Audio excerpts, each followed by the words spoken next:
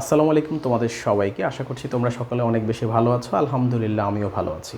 ইউটিউবের পক্ষ থেকে তোমাদের সবাইকে আরও একটি ক্লাসে স্বাগত জানাচ্ছি। আমি ফজলুর রহমান রাব্বি, শিক্ষার্থী, ঢাকা বিশ্ববিদ্যালয়। আজকের এই ক্লাসে আমরা আলোচনা করার চেষ্টা করব গত বছর ঢাকা বিশ্ববিদ্যালয়ের বি ইউনিটে ইংরেজি অংশে যে 15টি প্রশ্ন এসেছিল সেই 15টি প্রশ্নের ব্যাখ্যাসহ সমাধান। আজকের এই ক্লাসটির মাধ্যমে আমরা মূলত দেখানোর চেষ্টা করব আমাদের যে ডেল্টা ফোর্স কোর্সটি আছে, যেটির ক্লাস শুরু হতে যাচ্ছে 10ই আগস্ট থেকে, অর্থাৎ ঢাকা বিশ্ববিদ্যালয়ে ভর্তি প্রস্তুতি কোর্স, যেটির নাম আমরা দিয়েছি ডেল্টা ফোর্স কোর্স, সেটি সম্পর্কে ইতিমধ্যে তোমরা অবগত আছো। সেই কোর্সের মধ্যে আমরা আসলে কিভাবে ক্লাস করাবো, এই ফ্রি ক্লাসগুলোর মাধ্যমে আমরা মূলত তোমাদেরকে বোঝানোর চেষ্টা করব বা দেখানোর চেষ্টা করব যে আসলে আমাদের যে কোর্সের যে মেইন কোর্সের যে ক্লাসগুলো হবে সেই ক্লাসগুলো কতটা ইফেক্টিভ হবে।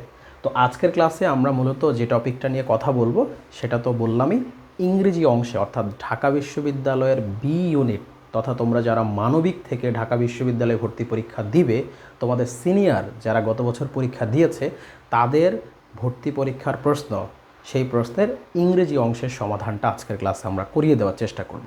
তো চলো আমরা ব্যাপারটা নিয়ে আলোচনা করি। 15টা প্রশ্ন আমরা একটা একটা করে আলোচনা করা শুরু করি।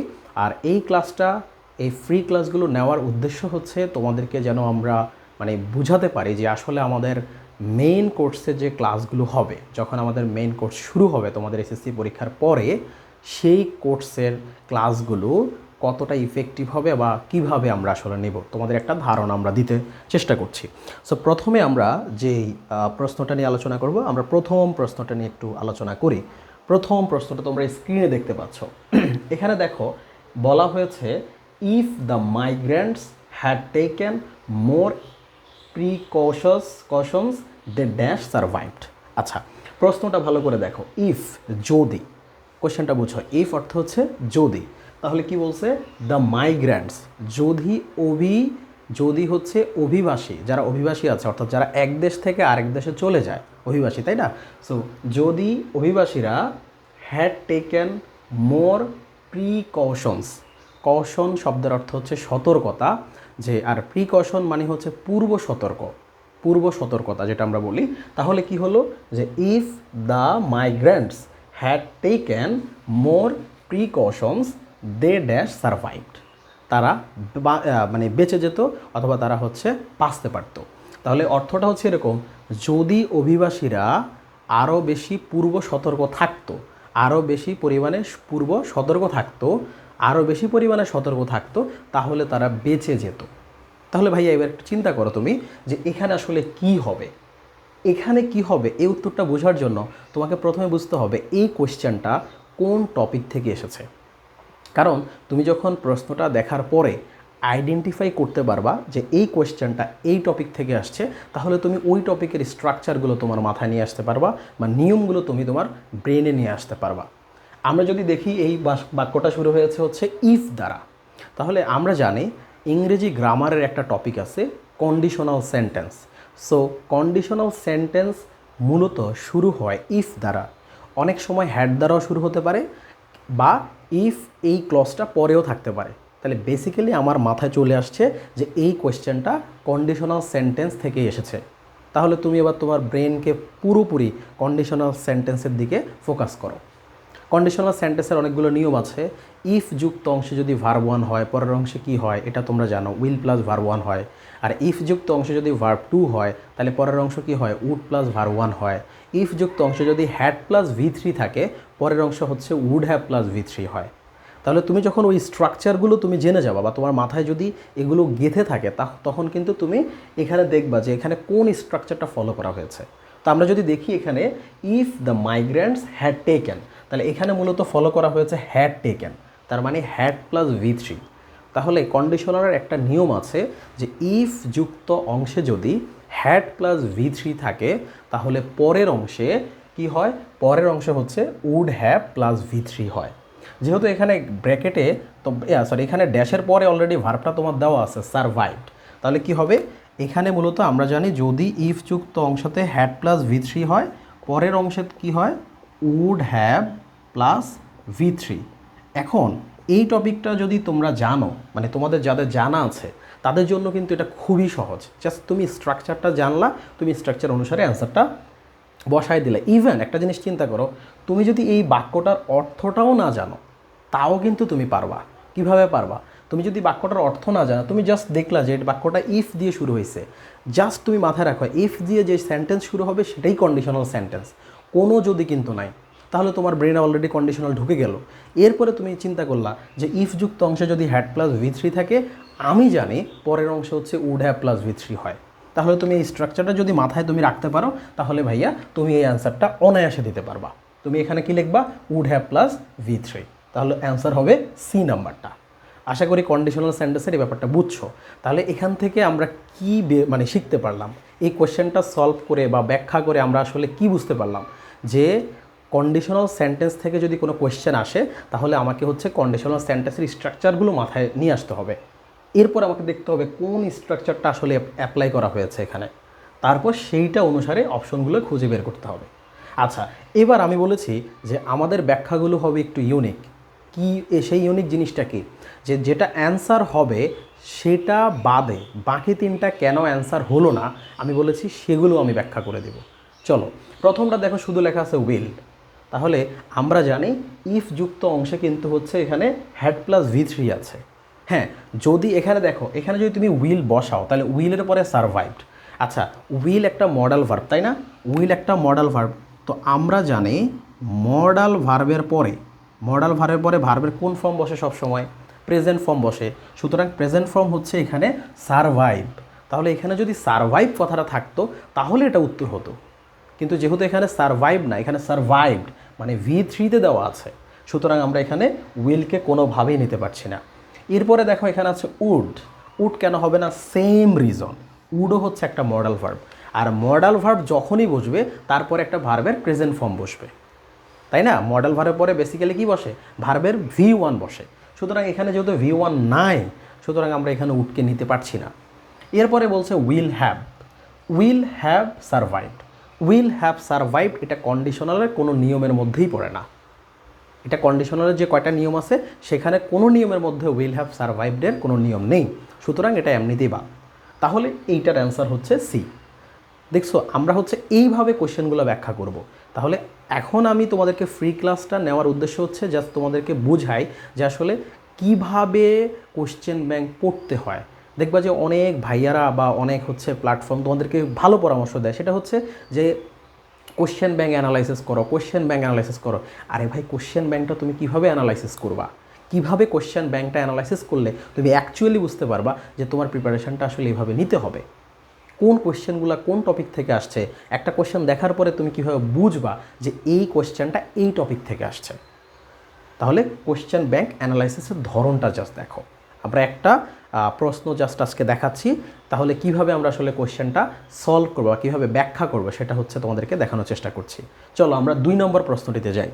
আমাদের 2 নম্বর প্রশ্ন কি আছে দেখো। 2 নম্বর প্রশ্ন দেখতে পাচ্ছ এখানে, শি লিন্ড ড্যাশ দ্য ওয়াল।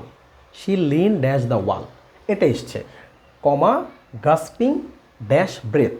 তাহলে এখানে কি আসছে? She leaned dash the wall gasping dash breath. এটার পুরো অর্থটা করার চেষ্টা করো। আচ্ছা, এইটার অর্থ ধরো তুমি পারো না, তুমি একটা জিনিস চিন্তা করো, আগে বের করো এটা কোন টপিক থেকে আসছে। প্রথম যে কাজ, সেই কাজটা হচ্ছে তুমি খুঁজে বের করার চেষ্টা করবা এইটা কোন টপিক থেকে এসেছে। তাহলে এই বাক্যটা মানে এই প্রশ্নটা আর কি, এই প্রশ্নটা আমরা যদি অপশনের দিকে তাকাই তাহলে আমরা বুঝতে পারবো এটা হচ্ছে মূলত এখানে লেখা আছে অ্যাগেনস্ট ফর, এখানে লেখা আছে অন ফ্রম, এখানে লেখা আছে হচ্ছে বাই ইন, এখানে লেখা আছে অন আপন। তাহলে এই প্রশ্নটা প্রিপোজিশন থেকে এসছে। প্রিপোজিশন মানে হলো প্রিপোজিশন যেগুলো সাধারণ নিয়ম থাকে বা বেসিক নিয়ম যেগুলো, সেগুলো অথবা অ্যাপ্রোপ্রিয়েট প্রিপোজিশন থাকে। তাহলে আমরা বুঝতে পারলাম, এইটা মোটামুটি আমরা শিওর হলাম যে এই প্রশ্নটা আসছে হচ্ছে প্রিপোজিশন থেকে। এবার তুমি প্রিপোজিশনের নিজের মগজটাকে নিয়ে যাও, প্রিপোজিশনের মধ্যে নিজের ব্রেনটাকে নিয়ে যাও। তাহলে কীভাবে নেবা এবার চিন্তা করো, এবার তুমি অর্থ বোঝার ট্রাই করো, কারণ প্রিপোজিশন পারতে হলে কিন্তু সেন্টেন্সের অর্থটা বোঝা জরুরি আর কি। তাহলে এখানে বলছে she lean dash the wall gasping dash breath. তার মানে ব্রেথ মানে প্রশ্বাস বা নিঃশ্বাস, এরকম কিছু বুঝে আমরা বুঝতে পারছি। হ্যাঁ, এইভাবে অর্থ করার চেষ্টা করবা। গাস্পিং ড্যাশ তার মানে হচ্ছে দেখো শ্বাস বা নিঃশ্বাস নেওয়ার জন্য। এইখানে অ্যান্সার বি দেওয়া আছে কিন্তু অ্যান্সারটা ভুল দেওয়া, আমরা এটা হচ্ছে অ্যান্সারটা উঠাতে একটু ভুল করে ফেলছি, এখানে অ্যান্সারটা ভুল দেওয়া, এটার অ্যান্সারটা হবে এ। আমি সেটা তোমাদেরকে বলে দিচ্ছি। এখন কেন এ হবে সেটা দেখো। তাহলে কেন এ হবে দেখো, গাস্পিং ড্যাশ ব্রেথ, পরের অংশটা আগে বোঝার চেষ্টা করো, যে শ্বাস বা নিঃশ্বাস নেওয়ার জন্য। তো জন্য ইংরেজি কি আসবে? জন্য ইংরেজি হচ্ছে ফর। তাহলে আমরা জানি ফর অর্থ কি? ফর অর্থ হচ্ছে জন্য, ঠিক আছে? ফর অর্থ কি? ফর অর্থ হচ্ছে জন্য। সুতরাং এখানে গাস্পিং ফর ব্রেথ, শ্বাস বা নিঃশ্বাস নেওয়ার জন্য। এরপরে বলছে যেহেতু এখানে আর কোনোটার সাথে ফর নাই, তুমি চাইলে এইটুকু দিয়েও, তুমি এটা যদি নাও বোঝো, তুমি এটার অ্যান্সারটা বের করে ফেলতে পারো। তাহলে যেহেতু এখানে অপশন এর সাথে ফর আছে, সুতরাং আমি এটা এই গ্রহণ করব, অন্য কোনো অপশন নেওয়ার আসলে সুযোগ নাই। আর এখানে এই নম্বরটা যদি তুমি অর্থ ভালো বোঝো তাহলে এটাও বের করতে পারবা। She leaned dash the wall against the wall, সে মানে দেয়ালের মধ্যে একদম হেলান দিয়ে মানে ঠেস দিয়ে ফেলছে। সে হেলান দিয়ে আমরা ইয়ে করি না, বসে যায় বা হচ্ছে দাঁড়ায়। সে কেন সে দাঁড়াইছে? কারণ সে শ্বাস নেওয়ার জন্য সে হচ্ছে দেয়ালের মধ্যে হেলান দিয়ে ছটপট করছে, আর কিরকম বোঝায়। ঠিক আছে, আশা করি এটা বুঝতে পারছো। তাহলে এখান থেকে আমরা বুঝলাম যে এই কোশ্চেনটি আসছে অ্যাপ্রোপ্রিয়েট প্রিপোজিশন বা প্রিপোজিশন যে চ্যাপ্টারটা আছে সেখান থেকে। তাহলে দেখো, এই যে দুটো টপিক কিন্তু যে দুটো কোশ্চেন আলোচনা করলাম, প্রথম কোশ্চেনটা কন্ডিশনাল থেকে আসছে। কন্ডিশনাল সেন্টেন্স তোমার এসএসসি সিলেবাসে আছে কি না? ছিল। কমপ্লিটিং সেন্টেন্সের একটা পার্টই তো হচ্ছে কন্ডিশনাল সেন্টেন্স, তাই না? সুতরাং তোমার এসএসসি সিলেবাস থেকে কিন্তু বেশিরভাগ প্রশ্ন কিন্তু আসে। এটা কিন্তু বি ইউনিটের জন্য প্রযোজ্য। মানে আমি মানবিকদের কথা বলছি, যারা মানবিক শাখায় আছো তাদের জন্য কিন্তু এই সাজেশনগুলো, যে বি ইউনিটের জন্য অত্যন্ত গুরুত্বপূর্ণ হচ্ছে এসএসসি সিলেবাস অনুসরণ করা।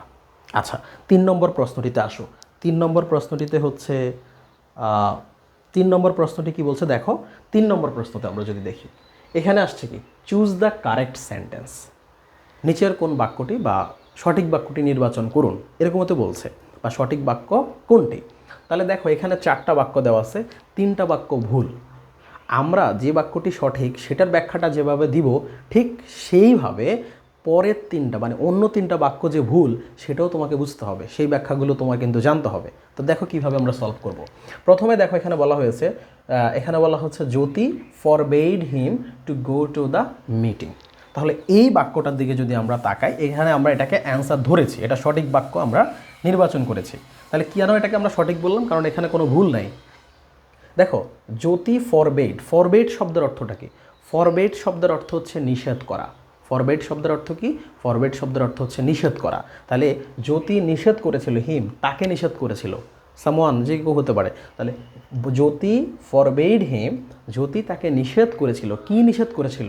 টু গো, বাহিরে যেতে, টু গো যেতে, two the meeting.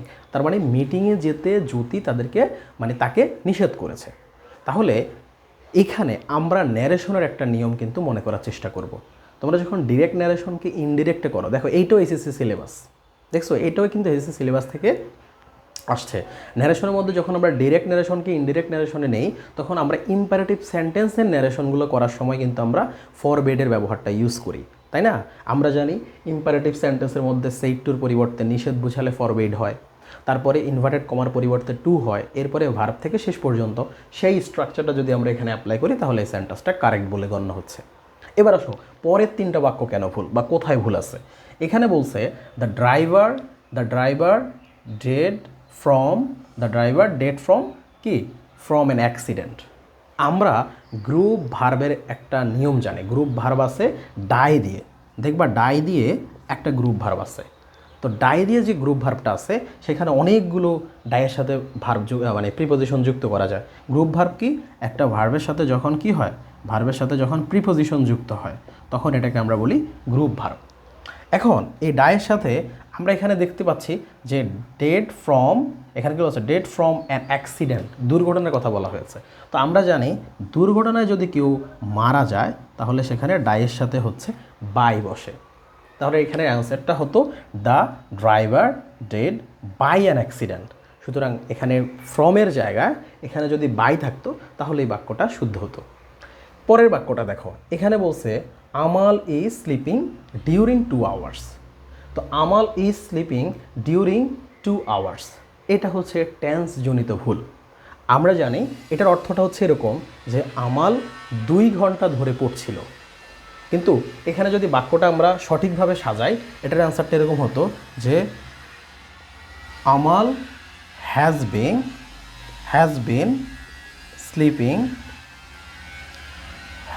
Sleeping for 2 hours. During না হয়ে কি হতো, ফর 2 আওয়ার্স। যদি আমরা এটা বলতাম, তো এখানে ডিউরিংয়ের জায়গায় যদি ফর হতো এবং এখানে ইজের জায়গায় যদি হ্যাজ বিন হতো, তাহলে এই বাক্যটা সঠিক হতো যে আমাল 2 ঘন্টা যাবৎ পড়ছিল, সরি এখানে কী বলছে, স্লিপিং, ঘুমাচ্ছিল, যে সে 2 ঘন্টা যাবৎ ঘুমাচ্ছে, এরকম অর্থ। ঠিক আছে, ওকে। সো এটা, এবং সর্বশেষ বাক্যটা যেন ভুল, দেখো the hen has lain a dozen eggs. তার এখন এখানে বলছে the hen has lain a dozen eggs, তার মানে মুরগিটা হচ্ছে 1 ডজন ডিম পেড়েছে। তার মানে ডিম পাড়া, মানে পাড়া অর্থ আমরা যদি বলি লে, এই শব্দটার V2 হচ্ছে লেইট, এটার V3 হচ্ছে লেট, তাই না? তাহলে এখন একটা জিনিস চিন্তা করো, এইটার V2 V3, তাহলে এখানে হ্যাজের পরে আমরা জানি কি হয়, আমরা জানি হ্যাভ, তারপর হচ্ছে হ্যাজ, তারপর হচ্ছে হ্যাড, এগুলোর পরে সবসময় ভার্বের কি বসে, V3। বাট এখানে দিছে তোমাকে লেইন, এটা ভুল আছে, সুতরাং এখানে ভার্বটা ভুল, এই জন্যই বাক্যটা ভুল। তাহলে এই 3 নম্বর কোয়েশ্চেনটাতে আমরা সঠিক বাক্যটা চিহ্নিত করলাম, এবং বাকি 3টা বাক্য কেন ভুল সেটাও আমরা বুঝতে পারলাম। ওকে, চলো আমরা পরের প্রশ্নে চলে যাই। 4 নম্বর প্রশ্নটার দিকে তাকাও। এখানে কি বলছে দেখো, এটা পুরোপুরি মুখস্থ নির্ভর। দ্য অ্যান্টোনিম অফ ইমপ্রুডেন্ট ইজ, আচ্ছা ইমপ্রুডেন্ট শব্দের অ্যান্টোনিম মানে বিপরীত শব্দ, তাহলে তোমাকে একটু বুঝতে হবে যে এই বাক্যটা কোন টপিক থেকে আসছে। এটা সিনোনিম অ্যান্টোনিম মানে ভোকাবুলারি থেকে আসছে। তাহলে এখানে তো হচ্ছে ভোকাবুলারির টেকনিক কি, ভোকাবুলারির টেকনিক হচ্ছে মুখস্থ রাখা। তাহলে এই প্রশ্নটা পুরোপুরি মুখস্থবিদ্যার উপর নির্ভরশীল। সুতরাং এখানে যারা মুখস্থবিদ্যায় ভালো বা শব্দের অর্থটা যে জানবে সে অ্যান্সার পারবে, আর যে জানবে না সে অ্যান্সার পারবে না। এখানে কিন্তু কোনো গ্রামার নাই বা কোনো কিছু বুঝারও নাই, এখানে জাস্ট তোমাকে শব্দটা দিচ্ছে মানে দিবে, ওই শব্দটার অর্থ তোমার জানতে হবে, এবং সেই শব্দের অর্থ যদি সিনোনিয়ম চায় তাহলে সমার্থক শব্দ বের করবা, যদি অ্যান্টোনিয়ম চায় তাহলে বিপরীতার্থক শব্দ বের করবা। তাহলে আমরা দেখতে পাচ্ছি এখানে বলেছে দ্য অ্যান্টোনিম অফ ইমপ্রুডেন্ট। আগে আমাকে বুঝতে হবে ইমপ্রুডেন্ট মানেটা আসলে কি। দেখো ইমপ্রুডেন্টের আগে আমরা ইমটাকে বাদ দিই, শুধু প্রুডেন্ট শব্দটাকে নিয়ে কল্পনা করো। তাহলে এখানে মোট 2টা অংশ আছে এই শব্দটার মধ্যে, একটা হচ্ছে ইম আর একটা হচ্ছে প্রুডেন্ট। তো এখানে প্রথমে আমরা যদি প্রুডেন্ট শব্দের অর্থটা চিন্তা করি, প্রুডেন্ট মানে হচ্ছে জ্ঞানী, প্রুডেন্ট মানে হচ্ছে জ্ঞানী কিংবা হচ্ছে বিচক্ষণ ব্যক্তি, ঠিক আছে। কিন্তু দেখো এখানে প্রুডেন্ট শব্দের আগে একটা প্রেফিক্স যোগ করা হয়েছে।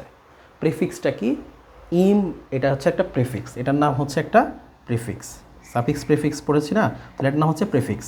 তাহলে এখানে প্রুডেন্ট শব্দের আগে হচ্ছে একটা ইম প্রেফিক্স যোগ করা হয়েছে। মনে রাখবা কোনো শব্দের পূর্বে যদি প্রেফিক্স হিসাবে ইম শব্দযুক্ত মানে ইম শব্দাংশ যুক্ত থাকে, তাহলে এটি সাধারণত এটি নেগেটিভ অর্থ দেয়।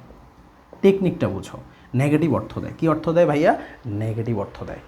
যেহেতু এটি নেগেটিভ অর্থ দিচ্ছে, তাহলে আমরা অর্থটা এখানে জ্ঞানী বা বিচক্ষণের একটা বিপরীত শব্দ বা বিপরীত অর্থ আমরা কল্পনা করতে পারি। তাহলে আমরা জানি প্রুডেন্ট মানে জ্ঞানী, তাহলে ইমপ্রুডেন্ট মানে হচ্ছে ধরো বিচক্ষণহীন কিংবা বিবেকহীন মানুষ, তাই না? তাহলে বিবেকহীন বা হচ্ছে জ্ঞানহীন বা বিচক্ষণহীন এরকম টাইপের অর্থ আসে। তাহলে এখানে আমাকে বলছে অ্যান্টোনিয়াম বের করতে, মানে বিপরীত অর্থটা বের করতে। তাহলে এটা বিপরীত অর্থ কী হবে? তাহলে দেখো ইনজুডিশিয়াস, জুডিশিয়াস মানে কি? বিচারিক। তাহলে ইনজুডিশিয়াস মানে কি? অবিচারিক। তাহলে এটা তো হচ্ছে এটা সিনোনিয়াম, এটাও নেগেটিভ অর্থ, এটাও নেগেটিভ অর্থ। তাহলে এটা তো হবে না, আমাকে তো বিপরীত মানে পজিটিভ বের করতে হবে। জ্ঞানহীন, এটার বিপরীত হচ্ছে জ্ঞানবান বা বিচক্ষণ, তাই না? বা জ্ঞানী। তাহলে বলছে হ্যাজিটেন্ট শব্দটা আসছে হচ্ছে হ্যাজিটেশন থেকে।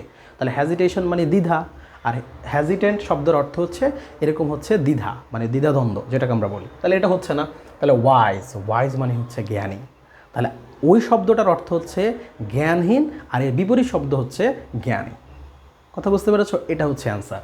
আর সর্বশেষ যেটা বলছে রেকলেস শব্দের অর্থ হচ্ছে নির্বিচারে, অর্থাৎ আমরা যেটাকে র্যান্ডম বলি, আমরা বলি না যে র্যান্ডমলি সে কাজটা করে ফেলছে, নির্বিচারে, যে people cut trees at random বা র্যান্ডমলি। এই ক্ষেত্রে রেকলেস হচ্ছে র্যান্ডমের একটা সিনোনিয়ম। তাহলে রেকলেস মানে হলো যে কী বলছে, নির্বিচার। তাহলে এটাও হবে না। সুতরাং এই বাক্যের বা এই প্রশ্নের উত্তর হবে হচ্ছে সি। আচ্ছা, চলো আমরা এবার হচ্ছে 5 নম্বর কোয়েশ্চেনটাতে যাই। একটু দেখো, তোমাকে আমি কিভাবে আসলে বুঝাচ্ছি। তোমাদের কাছে একটু বেশি সময় নেওয়া মনে হয়ে যেতে পারে, বাট একটা জিনিস জাস্ট ফিল করার চেষ্টা করো, কোয়েশ্চেন ব্যাংকে এভাবেই ভেঙে ভেঙে ভেঙে ভেঙে পড়তে হয়। বেসিক্যালি কোয়েশ্চেন ব্যাংকটাকে এভাবেই ভেঙে ভেঙে পড়তে হয়। তুমি যদি এভাবে ভেঙে ভেঙে না পড়ো, তাহলে তুমি আসলে কোয়েশ্চেন ব্যাংক পড়ার আসল কারণ তুমি আসলে খুঁজে পাবা না। তুমি কেন কোয়েশ্চেনগুলো পড়বা, এগুলো তো মানে পুনরায় আসবে না, এগুলো তো হচ্ছে রিপিট হবে না ভর্তি পরীক্ষায়। কিন্তু তুমি বুঝতে পারবা কোয়েশ্চেন ব্যাংক সলভ করার মাধ্যমে যে তোমার কি পড়তে হবে, কতটুকু পড়তে হবে, আর কোথায় থেকে পড়তে হবে, কিভাবে পড়তে হবে, এই জিনিসগুলো তুমি আসলে ধারণাটা পাবা। এটা তোমাকে প্রস্তুতির ক্ষেত্রে অনেকখানি আগায় রাখবে। চলো আমরা 5 নম্বর কোয়েশ্চেনে যাই। এই প্রশ্নটা দেখো, to jump on the band wagon. এটা হচ্ছে একটা ইডিয়ম। তোমরা ফ্রেজ অ্যান্ড ইডিয়ম এটা কিন্তু তোমরা পড়েছো বা তোমরা অনেকে পড়ো। ফ্রেজ অ্যান্ড ইডিয়ম এটা মূলত হচ্ছে বাগধারা এবং বাগবিধি বলে আর কি। মানে বাগধারা, সহজ কথা বাংলা যেরকম তোমরা বাগধারা পড়ো, ইংরেজিতে কিছু ইডিয়ম আছে, এটাও একটা ইডিয়ম। তাহলে এখানে এই ইডিয়মটার অর্থ জানতে চাইছে বা এটা দ্বারা কী বুঝাইছে এটা বলতে চাচ্ছে, মানে ওরা জিজ্ঞেস করছে যে to jump on the band wagon. টেকনিকটা জাস্ট তুমি চিন্তা করো, টেকনিকটা চিন্তা করো। তুমি আগে এখানে একটা শব্দ আছে দেখো, টু জাম্প। জাম্প শব্দটা নিয়ে তুমি একটু গবেষণা করো। টু জাম্প, এখানে যে জাম্প শব্দটা আছে, এখন তুমি একটু মনে মনে ভাবো জাম্প মানে কি। জাম্প মানে হচ্ছে লাফ দেওয়া, তাই না?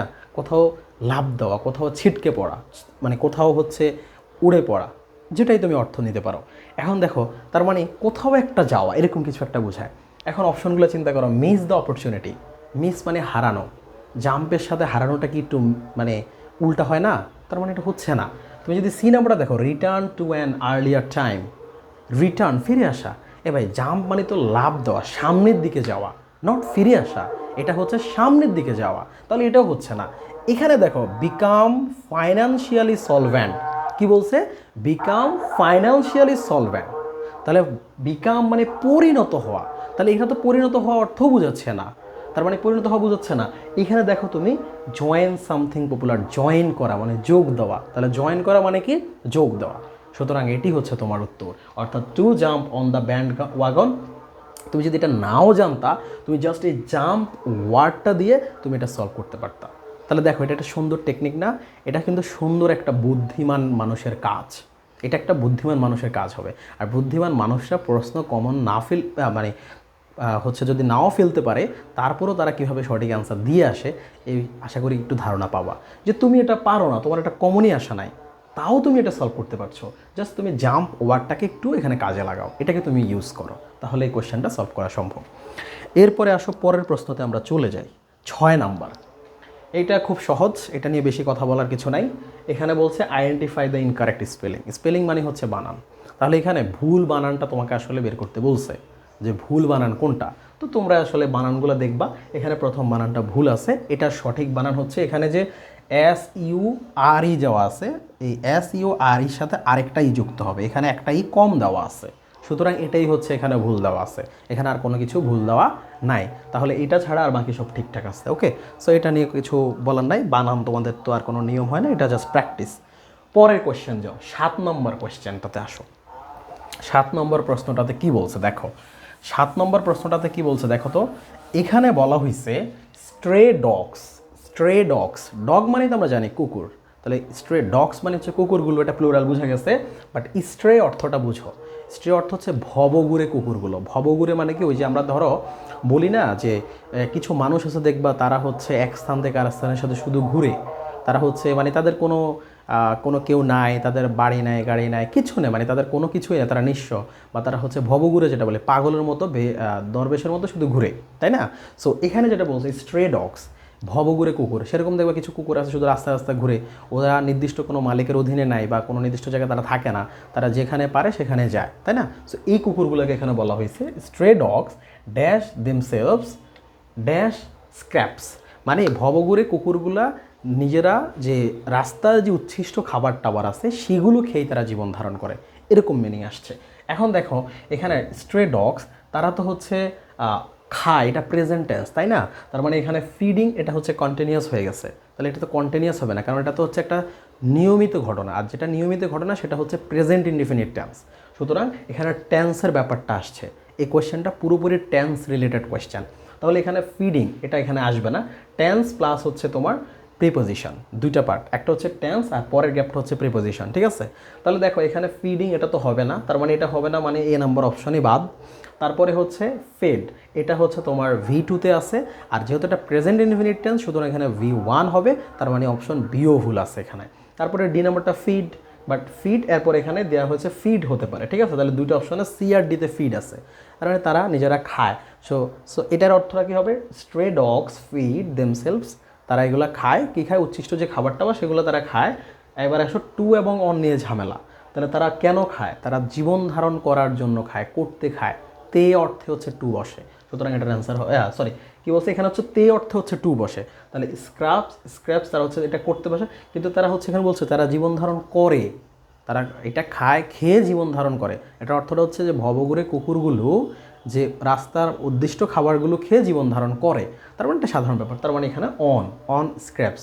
আর এখানে যদি টু হতো যে তারা এইটা হচ্ছে খেয়ে জীবন ধারণ করতে করতে, এটা অর্থটা মিলে না, সুতরাং এটার অ্যান্সার হবে সি। এরপরে আসো 8 নম্বর প্রশ্নে আসো, খুব সহজ, এটা একদম পিওর গ্রামার থেকে আসছে, সেটা হচ্ছে the players along with the coach dash to attend the meeting. এটা হচ্ছে পিওর একটা গ্রামার থেকে আসছে। তোমাদের এসএসসিতে রাইট ফর্ম অফ ভার্ব একটা টপিক আছে, সেই টপিক থেকে এটা পুরোপুরি আসছে। রাইট ফর্ম অফ ভার্বের পাশাপাশি আরেকটা টপিক আছে হচ্ছে সাবজেক্ট ভার্ব এগ্রিমেন্ট, এটা মূলত রাইট ফর্ম ভার্বেরই একটি পার্ট, সেখান থেকে আসছে। যে আমরা একটা জিনিস জানি ভাইয়া, দেখো the players along with the coach, এই অ্যালং উইথ ব্যাপারটা তোমার ইম্পর্ট্যান্ট। তাহলে আমরা জানি একটা নিয়ম আছে গ্রামারের, যে অ্যালং উইথ, তারপরে হচ্ছে together with, along with, together with, ঠিক আছে এগুলা, তারপরে হচ্ছে অ্যাজ ওয়েল অ্যাজ। যদি এগুলো কোনো বাক্যের মধ্যে থাকে তাহলে এগুলোর আগে একটা সাবজেক্ট থাকে, এগুলোর পরে একটা কি থাকে, সাবজেক্ট থাকে। আমরা সাবজেক্ট 1 আর সাবজেক্ট 2 ধরতে পারি। আর এগুলোর ক্ষেত্রে সবসময় প্রথম সাবজেক্ট অনুসারে কি হবে, ভার্ব বসে।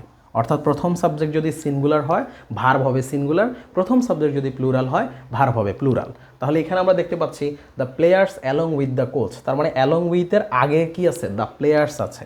তাহলে আমরা যদি সাবজেক্টটাকে ধরি দ্য প্লেয়ার্স, কি ধরতে পারি, দ্য প্লেয়ার্স, এটা কি সিঙ্গুলার না প্লুরাল, এটা হচ্ছে প্লুরাল সাবজেক্ট। কি সাবজেক্ট ভাইয়া, প্লুরাল সাবজেক্ট। যেহেতু এটা প্লুরাল সাবজেক্ট তাহলে এখানে ভার্বটা কি হবে, সিঙ্গুলার হবে না প্লুরাল হবে, বুঝতেই তো পারতেছো, এটা হচ্ছে প্লুরাল হবে। তাহলে এখানে প্লুরাল, ওয়াজ কি প্লুরাল, দ্যাট মিন্স বাদ, ইজ কি প্লুরাল, না এটা প্লুরাল না, এটা সিঙ্গুলার। তাহলে ওয়াজ এবং ইজ, এই সি আর ডি কেন বাদ, বুঝতে পারছো এবার। তার মানে আমি তোমাকে এটাই বুঝাবো আজকের ক্লাসে, যে একটা অপশন সঠিক কেন সেটা, মানে সেই জিনিসটা জানা যেমন গুরুত্বপূর্ণ, একটা অপশন কেন ভুল সেটা বুঝতে পারাটা আরও গুরুত্বপূর্ণ। যে ভুল অপশনটা বের করতে পারে সে সঠিক অপশন অবশ্যই বের করতে পারবে। তাহলে এই দুটা হচ্ছে ভুল। আর রিকোয়ার্ড যেহেতু শব্দটা আছে, রিকোয়ার্ড শব্দটা হচ্ছে কেন এখানে হবে না, কারণ এটা V2-তে আছে, এটা V2-তে আছে, বাট বাক্যটা হচ্ছে প্রেজেন্টে আছে, এই জন্য এটা বাদ। এখন দেখো এখানে বলছে আর রিকোয়ার্ড, এটা প্যাসিভে হবে, কেন প্যাসিভ হবে বলো তো, তাহলে আর রিকোয়ার্ড কেন হলো, আর তো প্লুরাল, এটা তুমি টেকনিক্যালি, তার মানে অ্যান্সার তো এটাই হবে, বুঝতে পারছো। বাট এখানে এটা কিন্তু প্যাসিভ স্ট্রাকচার, তো সেদিকে আমি যাচ্ছি না, বেসিক্যালি তুমি ভার্বটা চিন্তা করো, এটা হচ্ছে প্লুরাল ভার্ব, এই জন্য এখানে আর আসছে। আর এই বাক্যটা হচ্ছে প্যাসিভ, এই জন্য আর এর পরে আবার V3 আসছে। কীভাবে, the players along with the coach R required to attend the meeting, এটা আসছে, ঠিক আছে। তার মানে প্লুরাল ভার্ব হিসাবে এখানে আর বসছে। ওকে, সো এবার আসো 9 নম্বর বাক্যটাতে যাও।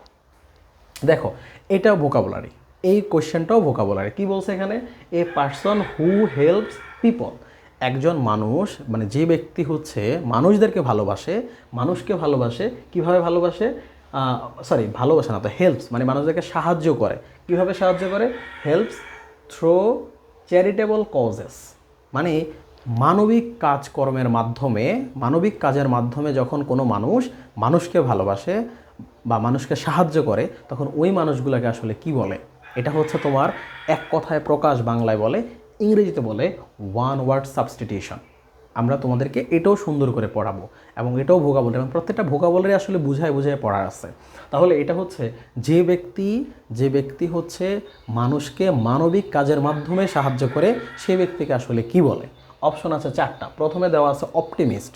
অপটিমিস্ট মানে কি, অপটিমিস্ট মানে হচ্ছে তাকে আশাবাদী বলে, এটা তো আশাবাদী হওয়ার কিছু নাই। 2 নম্বরে হচ্ছে মিসেনথ্রোপিস্ট। মিসেনথ্রোপিস্ট মানে হচ্ছে যারা মানুষকে ঘৃণা করে, অর্থাৎ a person who who hates people, যে মানুষকে ঘৃণা করে তাকে বলা হয় মিসেনথ্রপিস্ট। তাহলে এটা হলো না। এরপর হচ্ছে আইডিয়ালিস্ট। আইডিয়ালিস্ট মানে কি ভাইয়া?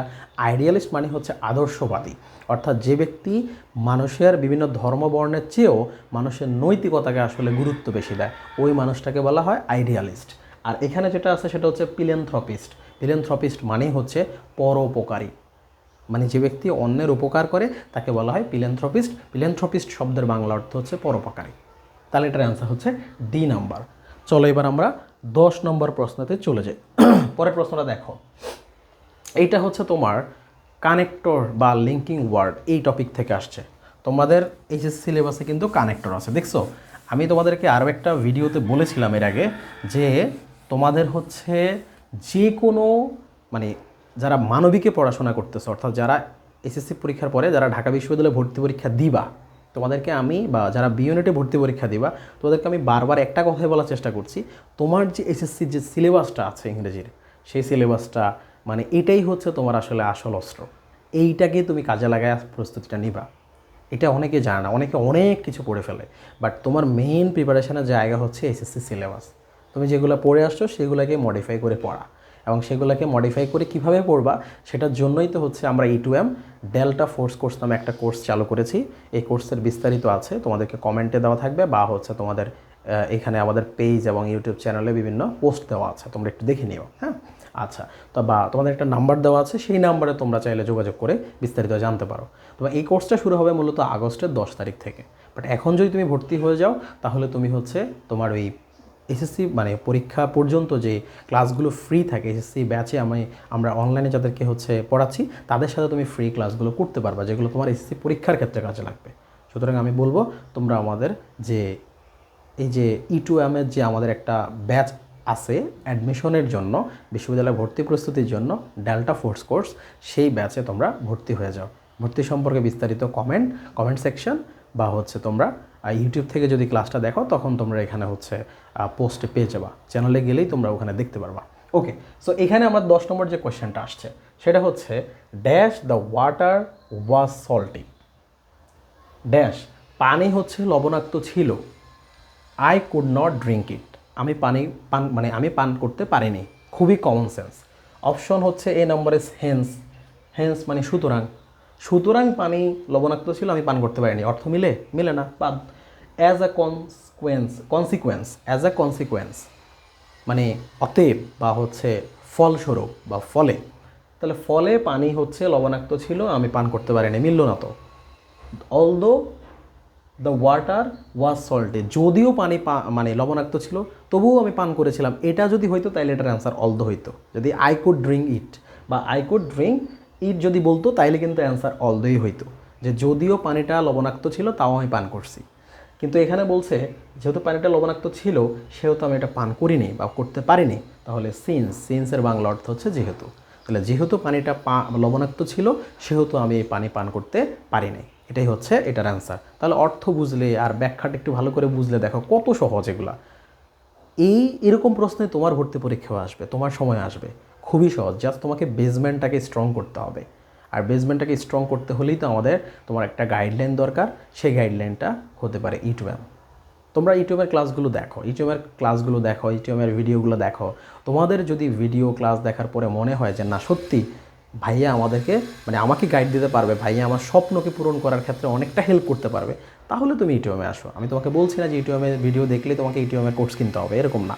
তুমি ফ্রি ক্লাসগুলো করতে থাকো, তুমি করতে করতে নিজের মধ্যে একটা বিচার বিশ্লেষণ ক্ষমতা তৈরি করে তারপর তুমি সিদ্ধান্ত নাও, কোনো সমস্যা নেই। চলো আমাদের 11 নম্বর প্রশ্ন কি আসছে এটা দেখো। প্রথম কোয়েশ্চেনটা আসছিল কন্ডিশনাল সেন্টেন্স থেকে, 1 নম্বর। এই গত বছর ঢাকা বিশ্ববিদ্যালয়ের বি ইউনিটে 2টা প্রশ্ন আসছে হচ্ছে কন্ডিশনাল সেন্টেন্স থেকে। মানে যারা আর্টস থেকে পরীক্ষা দিয়েছো বি ইউনিটে তাদের 2টা কন্ডিশনাল সেন্টেন্স থেকে প্রশ্ন পড়েছিল। দেখো কন্ডিশনাল থেকে একটা টপিক থেকে 2টা প্রশ্ন চলে আসে। এখানে দেখো একটা, had I been here I dash him. এখানে কি বলছে? Had I been here I dash him. তো আমরা কন্ডিশনাল একটা নিয়ম জানি, সেটা হচ্ছে কোনো কন্ডিশনাল সেন্টেন্স আসলে হ্যাড দিয়েও শুরু হতে পারে। সাধারণত ইফ দিয়ে শুরু হয়, অনেক সময় হ্যাড দিয়েও শুরু হতে পারে। তো হ্যাডযুক্ত অংশ যদি ভার্ব না থাকে তাহলে পরের অংশ হয় উড প্লাস V1, এটা একটা নিয়ম আছে। হ্যাঁ, আর এখানে যদি হ্যাডযুক্ত অংশে হ্যাড দিয়ে বাক্য শুরু হয় এবং তারপরে যদি ভার্বের V3 থাকে তাহলে কি হয়, উড হ্যাভ প্লাস V3। তাহলে এখন তুমি ব্যাপারটা খেয়াল করো, তাহলে এখানেই হচ্ছে আমার মূল খেলাটা। কি খেলা, যে হ্যাডের পরে যদি কোনো ভার্ব না থাকে তাহলে হচ্ছে উড প্লাস V1, আর হ্যাডের পরে যদি ভার্ব 3 থাকে তাহলে হচ্ছে উড হ্যাভ প্লাস V3। তাহলে এখানে আমার বাক্যটা দেখতে হবে, হ্যাডের পরে কিন্তু হ্যাড আই বিন আছে, বিন হচ্ছে এটা V3, অর্থাৎ বি ভার্বের V3 হচ্ছে বিন। সুতরাং এখানে কিন্তু হ্যাডের পরে V3 আছে, তাহলে নিয়ম হবে নিচেরটা। নিচেরটা কি, উড হ্যাভ প্লাস V3। তাহলে এখানে উডের জায়গা হচ্ছে কুড থাকতে পারে, would have plus would have বা কুড হ্যাভ বা হচ্ছে শুড হ্যাভ এটাও থাকে, ঠিক আছে, বা মাইট হ্যাভ এটাও থাকে। তোমরা দেখবা নিয়মগুলোতে এগুলো অপশন, বাট বেশিরভাগ সময় যেহেতু উড আসে আমরা শুধু উডটাই লিখি। বাট এখানে এই অক্সিলারি ভার্ব হিসাবে, মডেল অক্সিলারি হিসাবে উড, কুড, মাইট, শুড এগুলো বসতে পারে, ঠিক আছে। যেহেতু অপশনে এখানে আছে আমার কুড, সুতরাং অ্যান্সার হবে কুড হ্যাভ প্লাস V3, একই কথা। ওকে, সো এটা নিয়ে আর বেশি কথা বলবো না, কারণ আমরা কন্ডিশনাল নিয়ে প্রথম কোয়েশ্চেনে অনেক কথা বলেছি। চলো 12 নম্বর কোয়েশ্চেনটা তোমরা চলে আসি। এখানে বলছে কি বলছে, the lack of rain this ইয়ার, এবছর বৃষ্টিপাতের অভাবে। মে একটা মডেল ভার্ব, এখানে তোমার কোয়েশ্চেন কিন্তু হয়ে গেছে অলরেডি। তাহলে মেয়ের পরে ভার্বের কোন ফর্ম বসে বলো, মেয়ের পরে যদি ভার্ব আসে তাহলে V1 হবে। ওকে, তাহলে the lack of rain this year, এই বছর বৃষ্টিপাতের অভাবে, may dash the total availability of agricultural crops. তাহলে এই যে এবছর যে বৃষ্টিপাতের অভাব, সেইটার অভাবে সম্ভবত কী হতে পারে, কৃষি যে পণ্য আছে সেটার সহজলভ্যতা প্রতিকূলে চলে যেতে পারে। কেন আমি প্রতিকূল বলছি, তুমি অপশনগুলো দেখো, এখানে প্রত্যেকটা অপশনের সাথে একটা শব্দ আছে, অ্যাডভার্সলি। তার মানে অ্যাডভার্স শব্দের অর্থ হচ্ছে প্রতিকূল। তার মানে এবছর বৃষ্টিপাতের অভাবে ফসলের যে আমাদের যে শস্য আছে, কৃষি পণ্য আছে, সেটা আমাদের সহজলভ্যতার প্রতিকূলে চলে যেতে পারে, ঠিক আছে। এখন খেয়াল করো এই কোয়েশ্চেনটা আসলে কোন টপিক থেকে আসছে। এই কোয়েশ্চেনটা বেসিক্যালি মিক্সড গ্রামার বলতে পারি আমি, এটা ভার্ব অ্যাডভার্ব মিক্সড করে আসছে। কারণ তুমি দেখো মেয়ের পরে ভার্বের ফর্ম বসবে, সুতরাং এটা ভার্ব। আবার এখানে অ্যাডভার্স শব্দটা দিয়ে এখানে আমাকে কিন্তু অ্যাডভার্বের একটা কম্বিনেশন যোগ করে দিছে। তাহলে এখন একটা জিনিস খেয়াল করো, মে তারপরে হচ্ছে ভার্ব, তাহলে মেয়ের পরে ভার্বের কোন ফর্ম হয়, মেয়ের পরে ভার্বের কী হয় ভাইয়া, V1। তুমি খেয়াল করো কোন বাক্যতে মেয়ের মানে কোন অপশনে মেয়ের পরে ভার্ব 1 আছে, এখানে এফেক্ট আছে, ইটস ওকে, এখানে এফেক্ট আছে, ইটস ওকে, এখানে এফেক্টেড আছে, তার মানে কি এফেক্টেড, এটা বাদ, এটা এফেক্টেড কি, এটার ইফেক্টটা হচ্ছে বাদ। তার মানে এখানে এফেক্ট আছে, এখানে এখানে হচ্ছে ইফেক্ট আছে। দেখো এখানে এফেক্ট আর এটা হচ্ছে ইফেক্ট, তার মানে এফেক্ট এটা তো হবে না, তার এটা হচ্ছে ইফেক্ট, এটা হইতে পারে, তাই না। কিন্তু এখানে দেখো এখানে আবার হচ্ছে এটা ইফেক্ট, এটাও হচ্ছে সেম, এফেক্টই এফেক্ট, এটাও এফেক্ট, তাহলে এফেক্ট এখানে আসবে না, এখানে ইফেক্ট হতে পারে, প্রভাব, ইফেক্ট মানে প্রভাব, তাহলে এটা হবে না। এখন দেখো এখানে এফেক্ট মানে হচ্ছে প্রভাব অর্থে, তাহলে এটা হবে না। কেন হবে না, কারণ এখানে হ্যাভ আছে, এটা বাদ হবে। তারপরে এখানে হচ্ছে অ্যাডভার্সলি, আর এখানে একটা জিনিস দেখো, এখানে যে অ্যাডভার্স ওয়ার্ডটা সেটা হচ্ছে অ্যাডভার্ব হইতে হবে, কারণ দুইটা ভার্বের মাঝখানে একটা কি বসে, অ্যাডভার্ব বসে। তাহলে আমরা জানি অ্যাডভার্সলি, এই অ্যাডভার্স শব্দটাকে যদি আমরা অ্যাডভার্বে রূপান্তর করি তাহলে হচ্ছে অ্যাডভার্সলি হয়ে যায়। কথা বুঝতে পারছো নি? আচ্ছা, ব্যাপারটা আমি আবার একটু ক্লিয়ার করে বলি।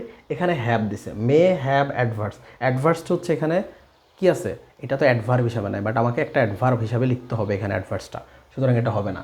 অ্যাডভার্সলি এখানে হচ্ছে আমার কিন্তু আছে, এটা অ্যাডভার্সলি এটা কিন্তু আছে, কিন্তু এখানে হচ্ছে তোমার অ্যাডভার্সের ক্ষেত্রে ই না দিয়ে ওরা বানানটা হচ্ছে সি দেওয়া আছে। এখানে স্ক্রিনটা পুরো ক্লিয়ার না দেখে আমি ধরতে পারিনি প্রথমে, সেখানে হচ্ছে সি দেওয়া, বাট অ্যাডভার্সের বানান হচ্ছে ই দেওয়া, সুতরাং এখানে বানানের ভুল আছে। এখানে দেখো অ্যাডভার্সলি এফেক্ট, এইটা এখানে অ্যাডভার্ব আছে এবং ভার্বের V1 আছে, যেহেতু মে আছে, সুতরাং এটা অ্যান্সার। আর এখানে হচ্ছে অ্যাডভার্সলি ইফেক্টেড বলছে, এটা ই দিয়ে এফেক্টেড, এটা হবে না, কারণ মেয়ের পরে V3 হয় না, তাহলে এটার অ্যান্সার হচ্ছে সি। চলো আমরা 13 নম্বর প্রশ্ন, আমাদের প্রায় প্রশ্নের শেষের দিকে আমরা। এই বাক্যটা হচ্ছে একটা সহজ বাক্য, মানে এটা কোয়েশ্চেনটা খুবই সহজ। যে বাক্যটা আসছে খেয়াল করে কি আসছে, দ্য টিচার আস্কড জাফরকে শিক্ষক জিজ্ঞেস করলেন, মানে শিক্ষক জাফরকে জিজ্ঞেস করলেন, কি জিজ্ঞেস করলেন, ড্যাশ ইউর এক্সারসাইজ। দেখো এখানে বলছে dash your exercise yesterday during the time allotted to you. Just একটা জিনিস চিন্তা করে, এখানে একটা কোয়েশ্চেন বানাইতে হবে। তাহলে দেখো এখানে একটা শব্দ আছে ইয়েস্টারডে, এই ইয়েস্টারডে শব্দটা দিয়ে তুমি মূলত এটাকে বানাইতে পারো। কীভাবে দেখো, ইয়েস্টারডে শব্দ থাকা মানে হচ্ছে এইটা যে কোশ্চেনটা হবে সেই কোশ্চেনটা অবশ্যই পাস্ট ইনডিফিনিটে হবে, কারণ আমরা জানি পাস্ট ইনডিফিনিটের ক্ষেত্রে বাক্যে হচ্ছে ইয়েস্টারডে থাকে। তাহলে এখানে খেয়াল করো, হ্যাভ এটা কি কোনো পাস্ট ইনডিফিনিটের কৌশল? নো। এবার যদি ক্যান দিয়ে প্রশ্ন করো তাহলে পাস্ট ইনডিফিনিট হবে না, এটা তো প্রেজেন্ট হয়ে যাবে। আবার আর দিয়ে প্রশ্ন করে প্রেজেন্ট হয়ে যাবে। সুতরাং এখানে ডিড দিয়ে প্রশ্ন করলে একমাত্র পাস্ট ইনডিফিনিট হয়। সুতরাং ইয়েস্টারডে দেখেই এই প্রশ্নের অ্যান্সার আমরা বলতে পারি অপশন হচ্ছে এ। ওকে, তারপরে আমরা হচ্ছে 14 নম্বর কোয়েশ্চেনে চলে যাব। Which figure of speech has been used in this sentence. এইটা দেখো, এটা হচ্ছে লিটারেরি টার্মস, ইংরেজি সাহিত্য একটা অংশ আছে। এই ইংরেজি সাহিত্যের লিটারেরি কিছু টার্ম আছে, সিমিলি, মেটাফোর, পার্সনি হচ্ছে ফিকেশন, অক্সিমোরন, তারপরে হচ্ছে এরকম অনেক কিছু আছে, অ্যাসোনেন্স, তাই না? এরকম অনেক আছে, অনেকগুলো, প্রায় 30 থেকে 35টা হচ্ছে টার্ম আছে। এই টার্মগুলো তুমি যদি ভালো করে না বোঝো, জিন্দিগিতে এই প্রশ্নের অ্যান্সার দেওয়া তোমার পক্ষে সম্ভব না, কোনো দিনও সম্ভব না। খেয়াল করো, এখানে বলছে যে কোন ফিগার অফ স্পিচটা, এগুলোকে ফিগার অফ স্পিচ বলে আর কি। তো কোন ফিগার অফ স্পিচটা হচ্ছে এই সেন্টেন্সের জন্য উপযুক্ত, সেটা হচ্ছে বলছে সেন্টেন্সটা কি, life is a puzzle with pieces that don't always fit. কি বলছে ভাইয়া? দেখো, এখানে বলছে লাইফ ইজ আ পাজল, জীবন হচ্ছে একটা ধাঁধার মতো। জীবন হচ্ছে একটা ধাঁধার মতো, মানে ধাঁধার মতো। জীবন একটা ধাঁধা, তাহলে জীবনকে ধাঁধার সাথে তুলনা করা হয়েছে। যখন কোনো কিছু একটা একটার সাথে তুলনা করে তখন দুইটা জিনিস হয়, একটা হচ্ছে সিমিলি আর একটা হচ্ছে মেটাফোর। খেয়াল করো, জীবনকে ধাঁধার সাথে তুলনা করা হয়েছে। তাহলে এবার অপশনগুলো দেখো, এখানে সিমিলিও আছে, মেটাফোরও আছে।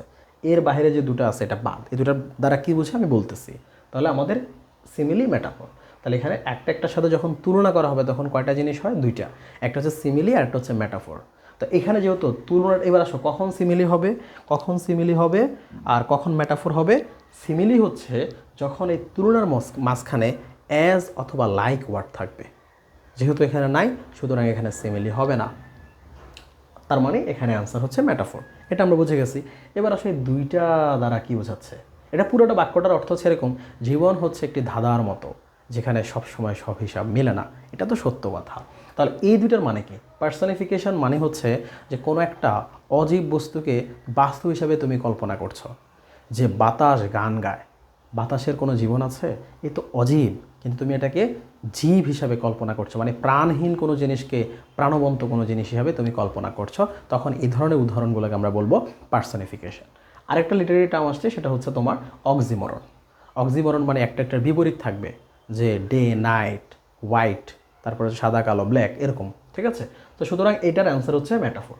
চলো এবার আমরা সর্বশেষ, এই কোয়েশ্চেনটা নিয়ে আরেকটা কথা বলে দিই, সেটা হচ্ছে এই কোয়েশ্চেন, মানে এই টাইপের যে কোয়েশ্চেনটা, এই ধরনের কোয়েশ্চেন একটা, মানে প্রত্যেক বছর বি ইউনিটে একটা করে আসে। সুতরাং তোমরা যারা ঢাকা বিশ্ববিদ্যালয়ের বি ইউনিটে ভর্তি পরীক্ষা দিবা, তারা অবশ্যই অবশ্যই এই ফিগার অফ স্পিচ এই টপিকটাতে পণ্ডিত হওয়ার চেষ্টা করতে হবে, না হলে তুমি নিশ্চিত 1 মার্ক কম পাবা, এটা শিওর ধরে রাখো। ওকে, সো সর্বশেষ কোয়েশ্চেন, যেটা আমাদের এই প্রশ্নের সর্বশেষ প্রশ্ন, এটা একদম ভোকাবুলারি বেসড, এটা নিয়ে বেশি কথা বলা যাবে না বা বলার কিছু নাই। এখানে বলছে দ্য সিনোনিম অফ এক্সহাস্টেড। এক্সহাস্টেড মানে হচ্ছে কোনো কিছু শেষ হয়ে যাওয়া, নিঃশেষ হয়ে যাওয়া, তাই না? এক্সহাস্টেড করে ফেলা, ডেস্ট্রয়েড করে ফেলা। তাহলে এখানে যে শব্দগুলো আছে তার মধ্যে একটা শব্দ হচ্ছে ডিপ্লেক্টেড, যার অর্থ হচ্ছে কোনো কিছু শেষ করে ফেলা, নিঃস্ব করে ফেলা, নিঃশেষ করে ফেলা, মানে একদম এটাকে শেষ করে দেওয়া। তাহলে এটাই হচ্ছে এটা সিনোনিম বা সমার্থক। আচ্ছা, এই যে পুরো প্রশ্নটা সলভ করালাম, তুমি আসলে কি বুঝলা? যারা পুরো ক্লাসটা দেখেছো তারা আসলে কি বুঝলা বলো? একটা জিনিস তোমাকে আমি বুঝাতে চেষ্টা করছি, সেটা কি জানো? সেটা হচ্ছে প্রশ্ন ব্যাংক আসলে কিভাবে পড়তে হয়, প্রশ্ন কিভাবে আসলে অ্যানালাইসিস করতে হয়, বা কিভাবে একটা প্রশ্নকে পড়লে এটাকে কোশ্চেন অ্যানালাইসিস বলে, বা প্রশ্ন ব্যাংক। তোমাদেরকে দেখবা প্রত্যেকটা, তোমরা তোমাদের সামনে যত ভিডিও আছে তোমরা যেগুলো দেখো তোমাদের অ্যাডমিশনের জন্য, তুমি ভাইয়া দেখবা যে প্রত্যেকটা জায়গায় একটাই কথা বলে, কোশ্চেন ব্যাংক বেশি বেশি করে অ্যানালাইসিস করো, কোশ্চেন ব্যাংক। মানে কীভাবে আমি এটা করব? পুরো ক্লাসটাই হচ্ছে এই কীভাবে তুমি করবা এটার অ্যান্সার। অপশন সঠিক উত্তরটা কেন হয়েছে বুঝতে হবে, তারপরে হচ্ছে অপশন ভুল যেগুলো, সেগুলো কেন ভুল সেটার ব্যাখ্যাটা তোমাকে পারতে হবে। তাহলে তোমার প্রিপারেশনটা সঠিক দিকে যাচ্ছে। তাহলে এইভাবে তুমি আসলে ধরে ধরে নিজে নিজে সবসময় পড়তে পারবা না, কারণ তুমি তো সব কোয়েশ্চেন তুমি বুঝবা না একা একা। সুতরাং তোমার প্রয়োজন একটি ভালো প্ল্যাটফর্ম, ভালো মেন্টর, বিশ্বস্ত একজন ব্যক্তি যে নিজে এই জিনিসগুলো ফেস করে এসছে এবং নিজে এই জিনিসগুলো ভালো জানে, তোমাকে ভালো গাইড দিতে পারবে।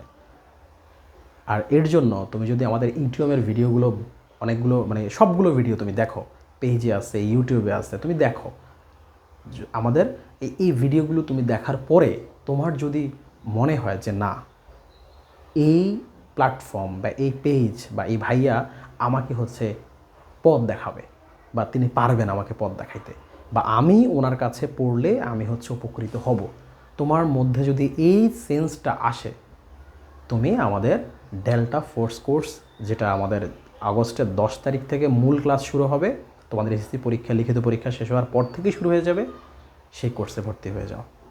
তুমি এখন যদি ভর্তি হও, পরেও ভর্তি হতে পারবা, সমস্যা নেই। বাট তুমি যদি এখন ভর্তি হয়ে থাকো তাহলে তুমি আমাদের যে এইচএসসির ব্যাচ আছে অনলাইনে, সেই ব্যাচের সাথে এইচএসসির ক্লাসগুলো ফ্রিতে করতে পারবা। এটা তোমার একটা অ্যাডভান্টেজ। বাট তুমি যেহেতু আগস্টের 10 তারিখ, তুমি আরও অনেক ক্লাস দেখো, দেখার পরে তুমি সিদ্ধান্ত নিয়ে ভর্তি হও, কোনো সমস্যা নেই। তাহলে আজকের এই ক্লাসে আমরা যে বিষয়গুলো বোঝাতে চেষ্টা করেছি, আমি আশা করছি তুমি যদি পুরো ক্লাসটা দেখো বা তোমার যে সময়টুকু তুমি এখানে ব্যয় করেছো, পুরোটা যদি তুমি এখানে সঠিকভাবে বুঝে শুনে ব্যয় করতে পারো, এটি তোমার লস হবে না, বরং তুমি এই ক্লাস থেকে অনেকগুলো জিনিস শিখতে পারবে, যেটা তোমাকে প্রস্তুতি নেওয়ার ক্ষেত্রে অন্যদের চেয়ে অনেক বেশি এগিয়ে রাখবে। ঠিক আছে, ভালো থাকো, সুস্থ থাকো। আর চ্যানেলে বা পেজে নতুন হলে আমাদের সাথে যুক্ত হয়ে যাবা, ফলো বা সাবস্ক্রাইব দিয়ে সাথে থাকবা। তোমাকে আবারও ধন্যবাদ জানাচ্ছি এবং আজকের ক্লাসটি ভালোভাবে দেখার জন্য। আর সবার কাছ থেকে বিদায় নিচ্ছি এবং পরবর্তী ক্লাস দেখার আমন্ত্রণ জানাচ্ছি। আল্লাহ হাফেজ।